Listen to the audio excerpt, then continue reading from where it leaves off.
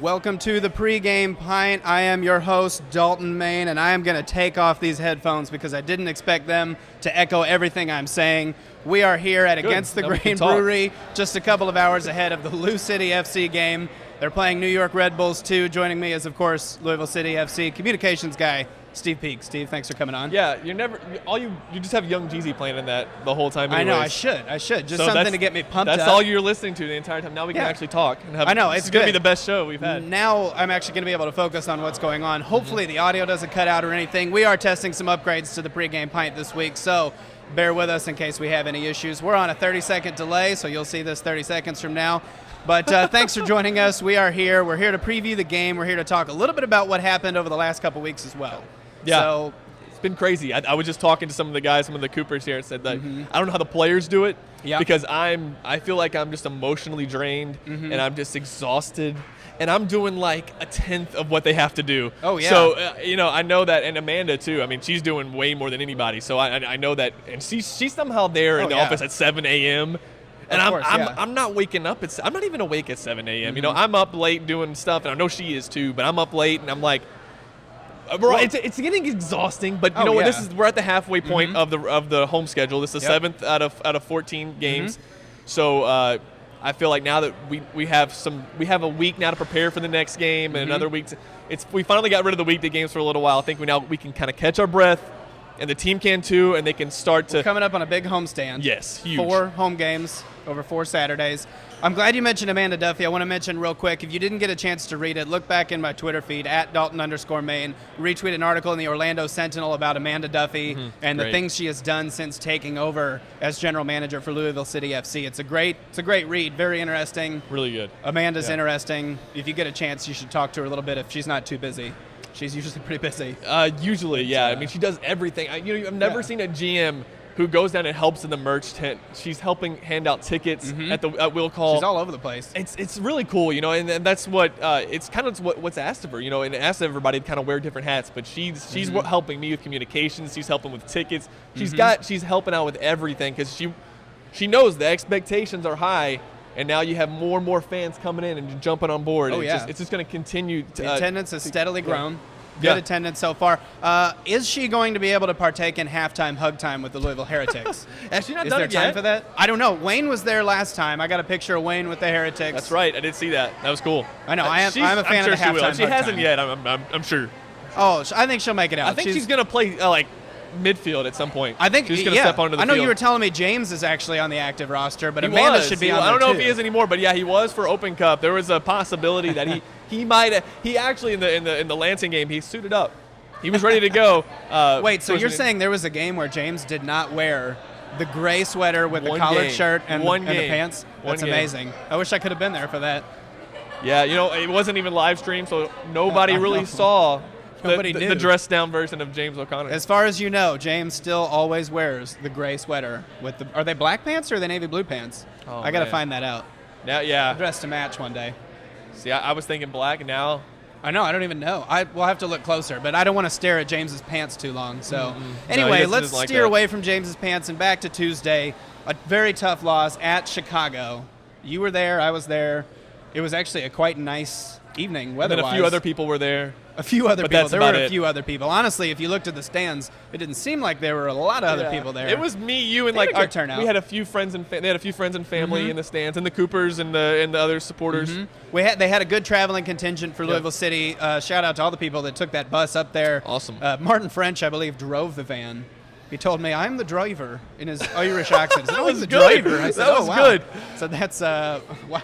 That was. I hope he watches this. I hope so too. Good. Them and the players obviously had to drive back that night. That's crazy. Like you were saying, the players have got to be worn out, especially after a 5-hour van bus ride through. I drove through some crazy construction the next day, so I can't imagine what that was like for them. Oh yeah. I think everybody hit that on the way back home.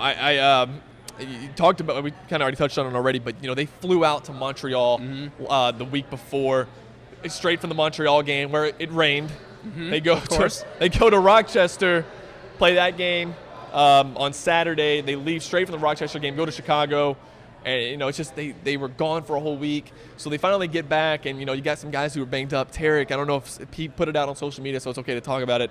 He has just a huge bruise on his side from the Chicago game. He came out of the game early. I saw that, yeah. Yeah, so, you got some guys who are banged up. I think he's wanting to go today, so we'll see. No, I was looking at stats today. Before we get into the Chicago game, I was looking at stats today. There's some other things we're going to talk about later, but Tarek, in 12 matches, which 90 minutes of 12 matches is actually 1,080 minutes. And I was looking at it. Tarek has played 1,085 minutes.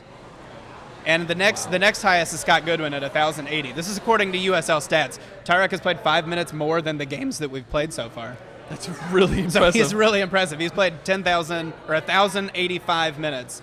5 minutes more than the team has actually played. So it just shows how important he is, that you can't take him out even when the game is over. Even when it's over, he's still out there. All right, well, let's go back to Chicago. We want to talk a little bit about it. First, I'm going to show you a little bit about what it was like. We're going to go back, take a look at the sights and sounds, and here we go.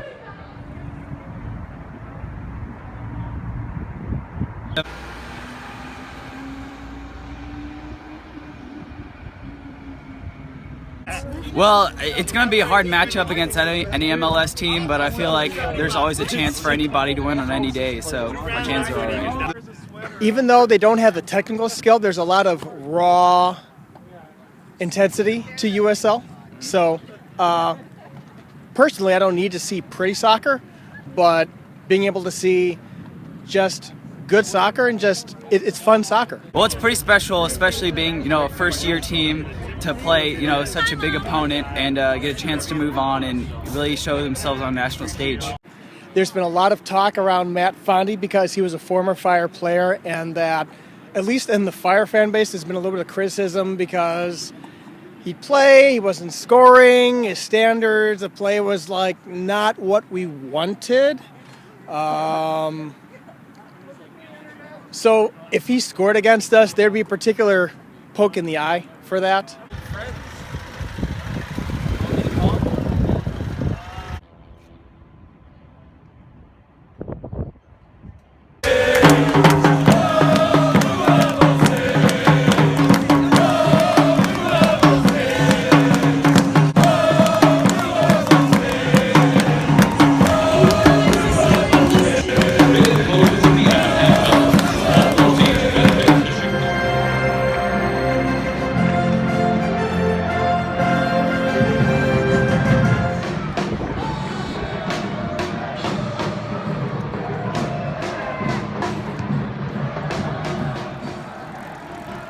For the first 45 minutes, Louisville City created just a few chances as Chicago dominated possession and worked the ball through the midfield with a steady rhythm. It wasn't until the second half that play started to even out and Louisville City made more consistent, convincing advances. But Chicago fought right back, putting equally dangerous balls into the box and on frame.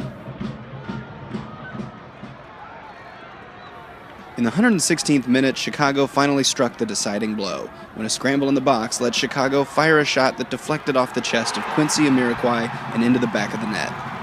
Louisville players protested, calling for a handball, but the goal stood, and with just a few minutes left, City was unable to equalize. Yeah, I thought we were exceptional. I thought our play at times was excellent. I thought we were the better team over 90 minutes. I think we were guilty of not taking our chances. But I think, our play at times was outstanding. I think for our boys to go and play the way they have, I couldn't be more proud of each and every one of them. I think the most disappointing thing tonight is the fact that we're talking about the referee, because that decision is, shocking.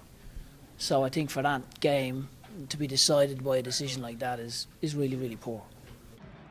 Yeah, no, it's not just the back line. If you look at how hard the four in front worked and the two in front of them, I thought Matt Fondy absolutely ran his legs off as they all did. Magnus, if you look at the sheer volume of work that those boys have got through, haven't had the travel that we've had. It'd be an interesting stat to see the mileage that we've clocked up in them 6 days, and we still have to go back. It'll be the middle of the night when we get back, and we've another game Saturday. So it's tough, to have 4 games in 10 days, and to have gone to the extra time tonight certainly is with no reward.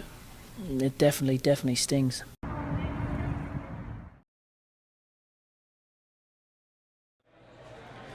Obviously, James O'Connor, very disappointed after that game. He was really quiet. I don't know if you could tell in the audio on that, but he was just very soft-spoken. It looked like it had taken a lot out of him. I think that, and in talking with him later, that was a game that he wanted for his players. We talked about it later on. Brian Burke, I mean, that guy ran up and down the field, ran almost 20 miles that game. It was incredible. The effort that these guys gave, I think it proved we have MLS talent on this team. Kadeem Dakers, Brian Burke. I mean, there's several guys I could list off that I felt like, okay, there's not much of a difference between you and Harry Shipp or you and this guy. Quincy Amarikwa, I thought, was the best player on the field, but Brian Burke kept him, I thought, did a great job marking him all game. Yeah, you know, what has to be said about it is, you know, when we were in the tunnel, you know, out there talking with Coach O'Connor and the players started coming out of the locker room, it was like something had been taken from them. Yeah. Is the best way to describe it. They came out of that game feeling like they gave it their all, and it had really been taken from them. That goal in the 116th minute, I mean, it took 116 minutes for Chicago to get on the score sheet against them. And it wasn't like, you know, we parked the bus the whole game. We were still playing the same style. That second extra time, I felt like we were out of gas. I said the same thing in Indy, and we were able to score. But Chicago got like 4 straight corners, and you just thinking that, okay, we got 4 more minutes. Let's get this to penalties because they were out of breath. They really gave it their all, and you can look at the tape and you can say maybe it was a handball. You know, the guy, he had his arm close to his body. Yeah, it was close. He did kind of reach it, but you know what? Regardless, I think that even though they lost on the field, this is going to sound so cliche. I know it's a win off the field for the team, and there was so much coverage. You know, you were there covering it for WDRB. There was all the news stations talking about it. The Courier-Journal had 2 full front page articles about the game. That's great exposure. So I know they lost 1-0. The best thing, and in extra time, but that is great for what this franchise is trying to do because it showed right there. We didn't go out there and get beat 3-0 in regulation. They fought. They had their chances, and the fact that it showed that they're 1 goal away. You know, they're 1 goal off from MLS. And it was. I mean, that's what I you had to point out was that it was just a crazy deflection. I mean, just that Quincy Amarikwa happened to be in the right spot and then make that split-second move, which was a brilliant move to just. Yeah. I don't know what it came off of. I didn't see it clearly. I thought it came off of like his chest or here, but people are saying it came off his head, and so he just redirected it. Perfect, It was a great deflection. Nothing Scott Goodwin can do. Nothing he can do. But that's what, James O'Connor said after the game. He said, I'm so proud of everything they did. You know, they worked so hard. He said Matt Fondy ran his legs off. Yeah, he did. You know, Tarek obviously came away with that huge bruise. But, it is what it is. Fall in the U.S. Open Cup. The only USL team still standing is the Charlotte Independents. So, credit to them. I mean, credit to a lot of the USL teams that, we weren't the only ones that took showing. Several went to penalty Charleston could have beaten Orlando. You had Rochester who went to PKs. St. Louis only lost 1-0. I feel like I'm missing another team here that might have went to PK. Sacramento had it won up 2-0. And then they lost. So USL really putting on some good showings. And you look at that Chicago Fire roster, that was a strong Chicago Fire team. Jeff Lorenowitz didn't play. He's arguably their best player. Quincy Amarikwa might be, and they have that guy from Nigeria, and I'm blanking on his name. Oh, yeah, Kennedy Igwananike, who didn't actually play in that game. He didn't I was play, but disappointed because I wanted to see him out there. But they did play Harry Shipp. They played Quincy. Yeah. They played a team. They played an MLS team. That's what y'all need to know. And that's what I said. I noticed that Harry Shipp was providing a great creative presence, moving around. He was all over the place in the midfield. And, it's like Josh Beeman from Sacramento. He said, that's Harry Shipp being Harry Shipp. And I thought, yeah, that's true. That team had been playing together for a while. And when they came out of the gate, it looked like it. They were together. They knew how to move. They knew how to move their formations. And you could see Louisville City taking the cues from that and moving into it. In the second half, the play really started to even out. And they really started to get a little bit more on the offensive, get that high press going, put more crosses into the box, obviously.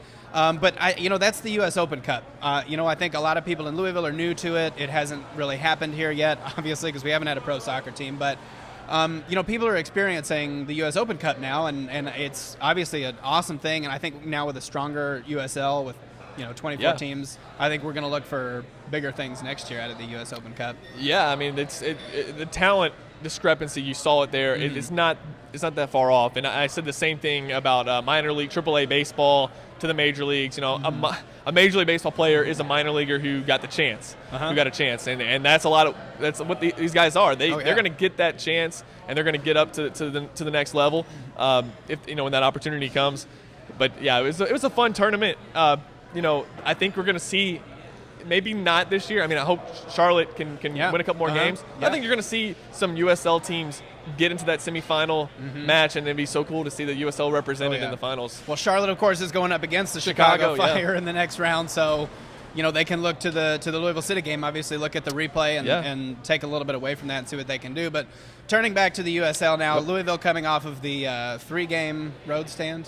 Now, I guess the last one was Chicago. But 2 before that, a win over FC Montreal, 2-0 at a mostly empty BMO field. I didn't see anybody in the stands, but we were obviously looking on the YouTube. State Sapato. Over the other side. But Stade Sapato, that's right. Yeah. Who plays at BMO Field? Toronto. The other Canadian team in our league. Sorry, Canada. You guys are doing a great job at the Women's World Cup. That's been exciting. I would love to get to Canada someday, but I got those confused there. So, obviously, we're going to move on to the loss. Obviously, we got to talk about that. Rochester. What happened out there? I thought that again. I thought we created some chances. Rochester's a really good team. They're going to lose, right? Eventually. Well, I thought that was going to happen last night. I don't know if you caught that game. They scored late in the second half. Or Harrisburg City Islanders. Harrisburg City, right. They got a really good Steven Dos Santos is a great player, and he scored on that volley against us. And really, you watch that game, and that was probably, I would say, and I don't really like to say this, but that was probably one of the worst games we played so far. Okay. Not just because we lost 2-0. Yeah. Realistically, the score could have been 0-0. They scored on 2 defensive miscues, one on a poor clearance, and then the other one, just really unfortunate. Sean Reynolds goes down, and it exposes that left side, and Sean was legitimately hurt, and then they had they go to the left side and they score. So it could have been 0-0. We didn't create as many chances as we normally do.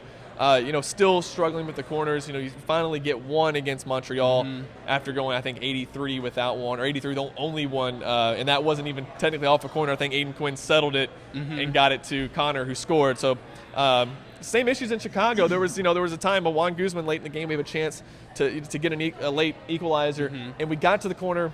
I think Juan may have earned the corner, and he goes to take it, and there was this is nothing against Juan because he's been like the general in the midfield. But it's just the way it had been going all season. There was no hope that we were going to score off a corner kick. And Coach O'Connor is addressing that. Oh, yeah. Believe me, that is the last open practice. You saw all about it. And he kept saying it. And, he just kept saying, 83 corners. Right. We have got to fix that. And, that's what they addressed. And that's what we came away with from that was James O'Connor was saying, like, we got to score more.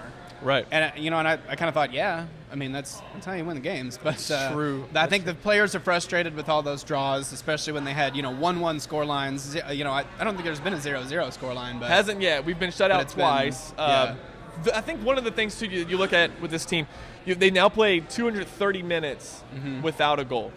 Okay. That's going to the second half of Montreal. And they create way too many chances for that to be the issue. Yeah.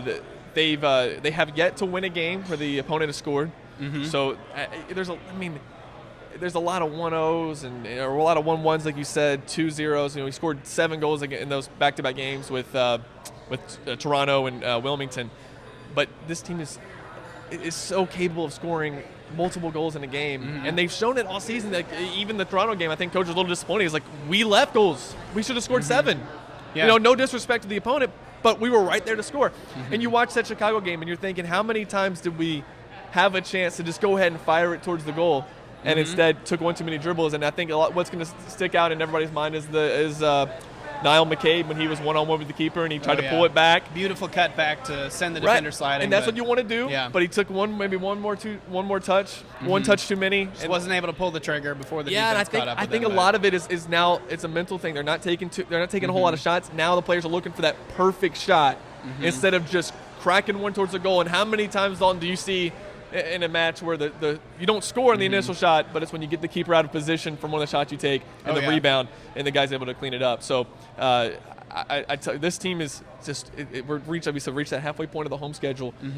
We're going to start seeing them, I think, start to click a little bit. We talked about the miscommunications, expecting a guy to be there and him not being there, not being able to connect on through balls. That's going to start to happen, and when it does, that's when you're going to see this team at its full potential. And hopefully that peak starts to come in the second half of the season, going into the postseason. Tonight, New York Red Bulls 2. Yep. It has to be pointed out, looking at USL's stats on their website, there are 30 active roster members on New York Red Bulls 2's stats. I don't think compared Bradley with Wright Louisville Phillips City's, is going I to think, play. got 20. No, well, yeah. So they've got a lot of players that have been in and out. They're obviously looking to get people chances to move up onto the next level. And, I mean, so far it's been sort of middle of the road. They're just above the center line in terms of making the playoffs. They're just above, the red line that's the cutoff. And they just got pushed down last night because of I believe the tie with St. Louis. Okay. And but yeah, I mean they're right there in the playoff line, and they're. It's hard to scout the team. You don't know who they're going to put on the pitch tonight. So it's been tough for Coach O'Connor to plan for these games. The Toronto team that played against St. Louis a couple nights before, and then you see a totally different team on Saturday. So it'll be interesting. Yeah, and they are in the middle of a road stand. They have been at the Richmond Kickers where they lost. They, of course, then traveled to Montreal FC Montreal, I apologize, and tied there. But then, obviously, coming off the win over the Wilmington Hammerheads in their last match, they're going to play again in September at New York. But, of course, right now they're in the middle of this road stand, coming in here. What are we looking for out of them? Obviously, the game-winning goal last game, Chris Sonis. Yeah, Sonis. Your guess is as good as mine. Like the tsetse fly. T-S-O-S-I-S? T-S-O-N-I-S. Sonis. Okay. Sony. Yep. He's had 2 goals in the last 3 matches. What should we look for out of their offense? Assuming he even plays. Right, and this is another instance where you're playing a team that you're playing an MLS 2 team. So the MLS team has full control over this pretty much. You don't really know what you're going to see, but I think that what we're going to see these next 4 games is huge. I've really a lot of people saying that we need to get all 12. I think that's a lot to ask for. I mean, obviously, it'd be great. I mean, if the team can pull out, we can get 10 points out of these next 4 games. Because there are some tough teams. OKC, where they have a chance to go back to first place tonight after they were taken over last night. They have a game in hand, so we'll find out if OKC goes back to the top of the West tonight. We got them coming up next week. Then, of course, you have Richmond, who's in second place right now in the East, and then you have a Charlotte team who's in the next the furthest to go. Furthest round of the U.S. Open Cup for a USL club. So, tough stretch of games starting tonight. It's important, I think, to get 3 points. But all at home at Slugger Field, where Louisville City is still undefeated. Only given up 2 goals in all home matches. And I'm not sure I believe it right now, but I'm looking outside, and the sun is coming out, which is I don't know that's what that legal? I don't know. I'm not sure. Is that legal? We'll have to check with the USL rulebook on that one. I went through the schedule today. Dalton, I don't know. We got to wrap it up. But I'll tell you this really quick. We had March 28th, the home opener, which was cold, 35, 40 degrees. Yep. Then we had the Rochester game, which actually was good weather, but it was on a Thursday. And there had been thunderstorms. They cleared out right before it started, and it was not too bad. But so you had that one, which was a decent night, but it was a Thursday night. You have another home game against Tulsa, and it was hailing. Then I think after that, there was rain against Wilmington. There was rain in Toronto. St. Louis, it was forecasted for rain. And I said, for attendance, normally all you need is a bad forecast to have attendance. And even the rain beforehand, because last home game, St. Louis, it had been raining. Right, and then instantly cleared up and was not too bad for the game. But now we have a tropical storm. So, but what I was going to say was, I mean, credit to the fans they keep for coming out. 7,000 out there at the last game, even with the rain. That's amazing. Yeah, it's amazing that people still. I remember a time when you would. I mean, still, you go to Major League Baseball games, and it might be because there's more games in Major League Baseball. But I go to a Reds game when there was rain forecasted, and the place would be empty, and there'd be no rain. But it was just the fact that I don't really want to go because it might rain. With this being a new club, I felt like those rules still applied. And in some ways, they still do. I think it has hurt our attendance. But for those 7,000, those 5,000 who showed up for Tulsa when it was hailing, I mean, tip of the hat and then some. And it has to be pointed out just about every week. I feel like I see a new supporters group pop up on Twitter. First it was the Coopers, and then it was the Louisville Heretics, and then it was Cardinal Crew, and then the Royal Riot, and there's Purple Kingdom now, and I can't it's even just a keep blog. track of it. I think he's a Cooper. Oh, okay. Well, yeah. I mean, I think there's a lot of give and take, and they all work together. Yeah. But yeah, it's just like every week there's something new. I think it's cool that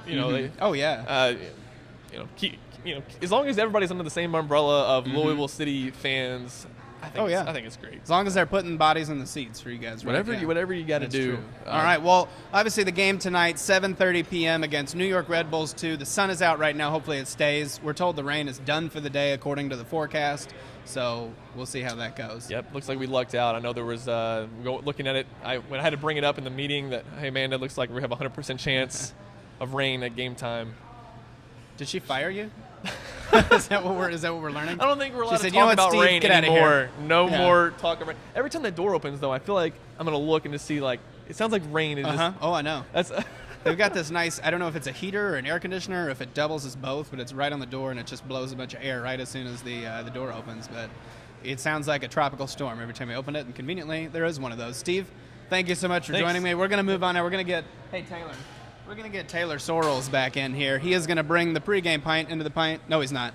You didn't bring the pint, but that's okay. I finished drinking it. That's all right. That's good. Come on another up. One. Scoot up a little bit. A new one. Yeah, bring him another one. Yeah, I think we've got that pull around here. But anyway, Taylor, thanks so much for joining me today. Yeah, glad to be here. It's been a while since I've seen you. Yeah, life, kids, job, all that fun stuff keeps you busy. But I do make it for games. Yeah, I know. He's here for games. That's the important part. What's your takeaway from Chicago? It's kind of, I'm a Kentucky fan, football fan to be specific, so I'm used to moral victories, and that's the way I would characterize it. I thought we played well enough to win. God, we had, probably. I keep on thinking back in my mind, it's like 6 clear chances to score, in my opinion. And though we couldn't take advantage of them, I think we did deserve to go to penalties. The goal that they scored, it was probably a goal that may have been coming, but at the same time, that particular I felt like there was a handball in the box. I can excuse the ref for missing it because it was a bang bang type of play. Yeah. But I was disappointed to lose. At the same time, we played really well in that match. I felt like we didn't. I don't think we got bossed off the field. We did a good job of controlling the ball for pretty good stretches in the game. Chicago was dangerous, but I felt like they were really toothless for the most part in their attack. Now, Ameriquois missed a couple of sitters, but I guess turnabout's fair play on that point. That's kind of how I looked at it. I was disappointed we lost, but when I hear Coach O'Connor say, I felt really great about the way we played, which I thought we played well. We just you got to finish chances, and that's a problem that plagued us, I know, early in the season, and then we got on a really good roll there for a while where we started putting them away and scoring multiple goals in a game. I think we can get there again. I don't have any way to explain it. It was just shots that weren't. Oh yeah. I think they got a little anxious. I was like, OMG, we're going to score against an MLS team and just sky it over the bar.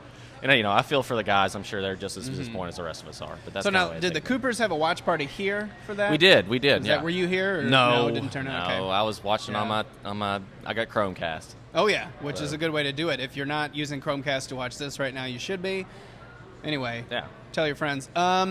Obviously, what do we have going on tonight with the Coopers? Anything special? Tonight we got a lot going on actually. For starters, Capo's been doing a really good job of getting new songs and chants and things like that ready, which I'm excited about. They traveled to Chicago this week. Did a good job out there. It has to be said. Got rave reviews. Strangely, Chicago has now 2 supporter sections. Apparently, I was wandering around the parking lot talking with some of their fans. They have obviously their main supporters Section group. 8. The Section 8, but they also have I think it's a Latino and Latina-driven supporters group over at the other end. And with the sparse crowd from the press box, they were on either side. They each had drums. It was kind of just a racket. Yeah, so somebody said it sounded like happening. competing high school garage bands in the stadium. A little something bit, like I think pep bands even at college games communicate and know what they're doing. But they were there. They were out having a good time. I think they had a great time. Obviously, they came away with the result they won. But you guys have been working on a banner for this week. It's going to be a pretty good sized tifo. Uh-oh. And thankfully the sun's out, so we don't have to worry about the rain just totally ruining it, which is kind of, given what the tifo is of, and I'm not going to spoil it. It's kind of paradoxical, I guess you could say. A little ironic, just because we've played in the rain, seems like every home game we've had, and it's a play on that. We've been calling ourselves the Gremlins a little bit lately. I think out of fun, just because don't get them wet, don't play them after 7. Oh yeah. And so the TIFO's probably gonna have something to do with that. They've worked hard on it. It looks great. I've seen pictures of it. I haven't seen it in the flesh yet, but come tonight and it's gonna be awesome. I've seen pictures. They've been obviously working with Against the Grain down at the new. Is it a brewing? It's bottling? out on Northwestern Parkway. There, Yeah. it's a larger production facility that they have, and they let us use it for TIFO and a few other things, but mostly paint and TIFO because it's a big open warehouse type space, which you need if you're going to do a big project like that. So we're hoping to start doing them a whole lot more often now that we've got folks that are interested in participating, and we've got really good ideas about what to do. And so I know we're going to do one for the Richmond game. Okay. I don't know what of yet. Do you have any details to tell people for the next game? Anything they can do to get out? Yeah, and help absolutely. With that stuff? Reach out to us on Twitter at Lou Coopers. You can email us at thecooperslouisville.com if you're interested, and we'll be more than happy to get in touch with you, give you instructions on where to go. And we put that stuff out on our Facebook page and Twitter and Reddit, not so much our webpage, which is unfortunate. That's my fault. I run that thing. Yeah. We're not shy about telling you to please come and help us out. Sweet. All right. Well, what's your prediction for tonight? Attendance-wise, what do you think? Well, since Big the numbers? sun's out, I'm hoping for something close to, if not in excess of our last game, so around 7,000 if we're lucky. Okay. As far as what I expect out of the game, New York is thoroughly middle of the road for USL. They treat this USL side the same way a lot of the other Eastern Conference USL or 2 teams do, or MLS 2 teams do, which is developing players to help improve their senior team. Whereas you see out in the West, like Seattle, Portland to an extent, Vancouver, and all the rest of them, in LA just took the top spot in the Western Conference. So they're doing the same things. They're just maybe doing it better, or they treat the competition a little bit more seriously. That's not to say that these guys that play for New York Red Bulls, 2 sugar-free Red Bulls or whatever, are not trying to win. Sugar-free Red Bulls. Good. Yeah. I can't claim credit for that. I think Eric Major gets to win that one. But I can't. It's not like they're not trying to win, but I don't know if necessarily the coach that's like putting their players in a position to succeed on the field in competition is one of their primary goals. They're trying to develop players, help New York out, and depending on how much attention Red Bull wants to pay, it depends on how much help they need sometimes. That's true. I was looking at stats for the game. They don't do a whole lot particularly well. They score a little bit. They score about a goal and a half per game, but they give up more than that. Yeah. And the teams that they've beat have only been other 2 sides. They beat Montreal, they beat Toronto, and they drew Rochester their first game of the season, which I thought was pretty impressive, and then got blown out the second one. You just never know who they're going to put out on the field. Well, yeah, you have no idea. Their leading scorer has only played in 5 matches. He scored 4 goals in 5 matches, so he's dangerous. Pretty good. And the guys that get the most minutes on their team are guys that are loanees down from the big club. Like Leo Stoltz was a big draft pick of theirs and is a good player. And a few other guys, Sanchez and their keeper, they're all a part of the senior team. They're loaned down, so they're no slouches. Oh yeah. But I think that the point is, get these guys a bunch of run, see how they react in game situations, and how ready they're going to be if we ever have to call them up to the big side. So, as far as what I expect tonight, I think Louisville City probably be a little tired. They've played a lot. Oh yeah. lately. Oh yeah. They were supposed to have an open practice Thursday to go, check out. I was going to do some interviews post-game, but obviously I think Coach O'Connor kind of gave them the day off, said, hey, let's do a little light pool workout, get some rest. They probably could have used the rest. I think we'll win. I think we'll probably score a goal or 2, and I don't think we're going to give up anything. That's my personal opinion. It's going to be a fun match. It'll be all right. Good to get back on the winning side. The weather obviously is getting better out there. It's not raining. It's not supposed to rain the rest of the day, so hopefully it's okay for the big TIFO, the banner unveil. Look for that tonight, 7:30 p.m. here at Louisville Slugger Field. Louisville City FC will take on New York Red Bulls. Thanks for joining us. You can find me on Twitter at Dalton_Main, at Lou Coopers, obviously at Lou City FC. Look for more information. We'll see you next week, probably back here at 3 p.m. for another edition of the Pregame Pint from Against the Grain Brewery.